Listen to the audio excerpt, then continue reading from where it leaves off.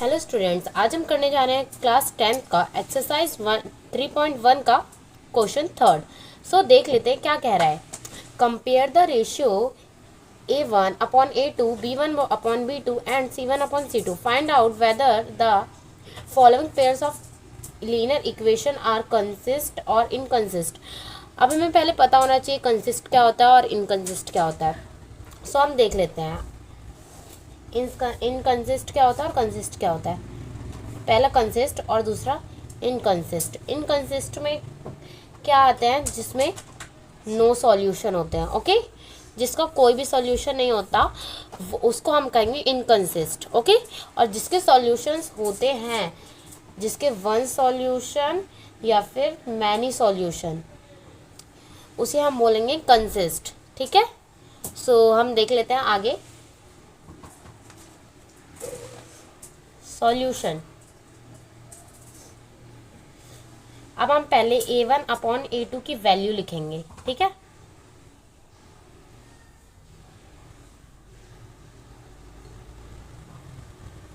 सो देख लेते हैं a1 अपॉन a2 की वैल्यू क्या है। इधर क्या है 2, इधर क्या है 3।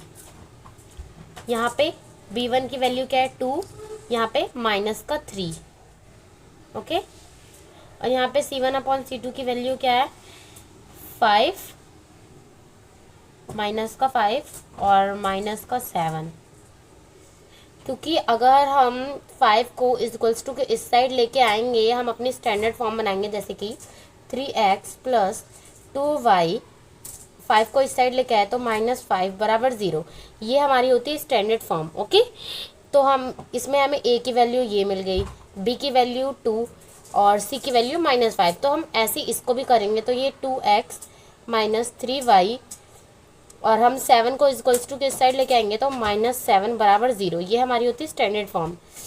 तो मैंने इसीलिए लिखा है यहाँ पे c1 की वैल्यू -5 और यहाँ c2 की वैल्यू -7।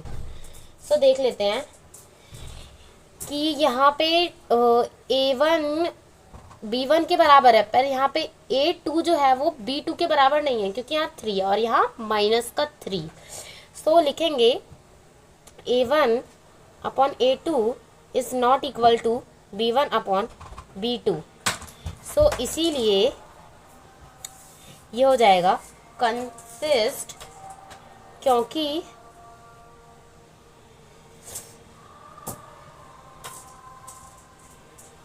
इसका वन सॉल्यूशन होता है। ओके, वन सॉल्यूशन भी लिख सकते हो और यूनिक सॉल्यूशन भी आप लिख सकते हो।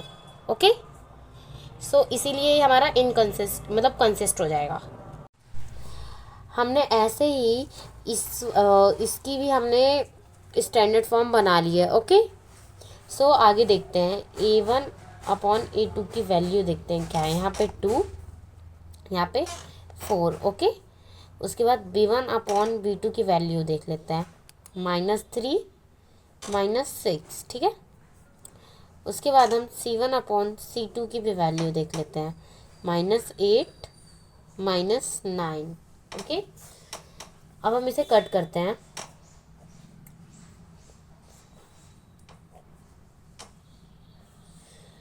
सो ये कट नहीं होगा, तो फिर यानी a1 अपॉन a2 जो बराबर है वो b1 अपॉन b2 के है, क्योंकि ये दोनों ही a1 अपॉन a2 के बराबर है, क्योंकि ये 1 अपॉन 2 के बराबर है। ओके,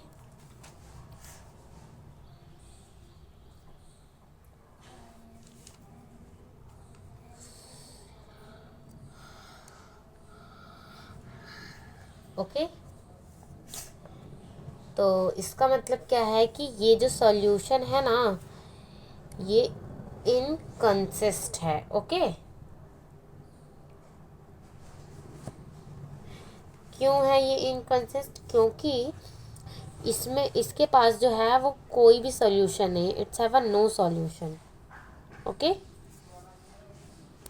अब हम ऐसे ही क्वेश्चन थर्ड भी करने वाले हैं। ठीक है, तो इसकी पहले सबसे पहले हम स्टैंडर्ड फॉर्म बनाएंगे, 3x upon 2 plus 5y upon 3s, मतलब 7 इस साइड है, अगर इज इक्वल्स टू इस साइड आएगा तो वो किसका होगा, माइनस का, तो -7 बराबर 0।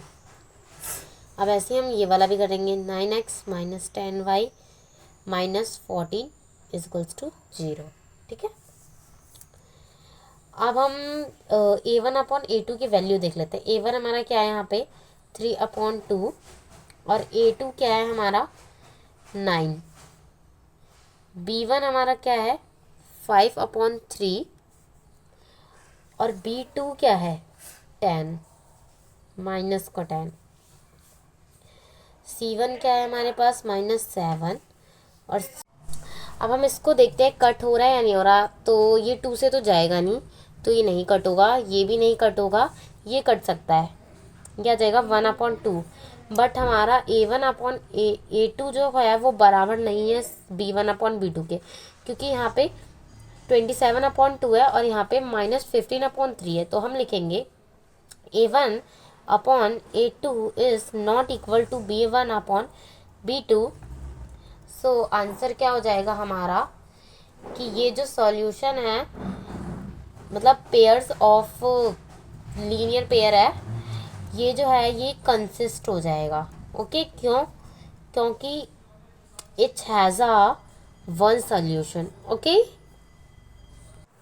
अब ऐसे हम क्वेश्चन 4 करने वाले हैं। ओके, पहले हम इसको स्टैंडर्ड फॉर्म में लिखेंगे 5x - 3y - 11 = 0। ठीक है, फिर 10x + 6y प्लस का 22 = में 0, क्योंकि 22 इधर माइनस का था और इधर आके वो प्लस का हो जाएगा, इस वजह से यहाँ मैंने प्लस का 22 लिखा है। ओके, अब हम A1/A2 की वैल्यू देखेंगे।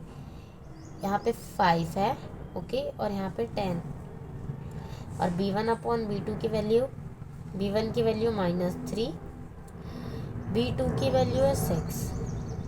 अब C1/C2 देखेंगे। ठीक है, यहाँ पे -11/22। अब हम कट करेंगे, इसको कट करेंगे 1/2, इसको कट करेंगे 1/2 और इसको भी कट करेंगे तो 1/2 हो जाएगा। ओके, यहाँ पे हमारा 10 माइनस का था, इस वजह से माइनस आएगा। ओके, अब हम इस माइनस को ना हम बीच में भी लगा सकते हैं, जैसे ऐसे लिख सकते हैं हम इसे माइनस का 1/2। ठीक है, और तीनों ही माइनस के 1/2 है। ओके, तो इसीलिए तीनों एक दूसरे के बराबर हो जाएंगे। तो हम लिख सकते हैं कि A1/A2 = B1/B2 C1/C2, क्योंकि ये तीनों ही बराबर हैं -1/2 के। ओके, इसीलिए सॉल्यूशन क्या हो जाएगा, कंसिस्टेंट हो जाएगा। क्यों हो जाएगा कंसिस्टेंट? क्योंकि it has a many solutions.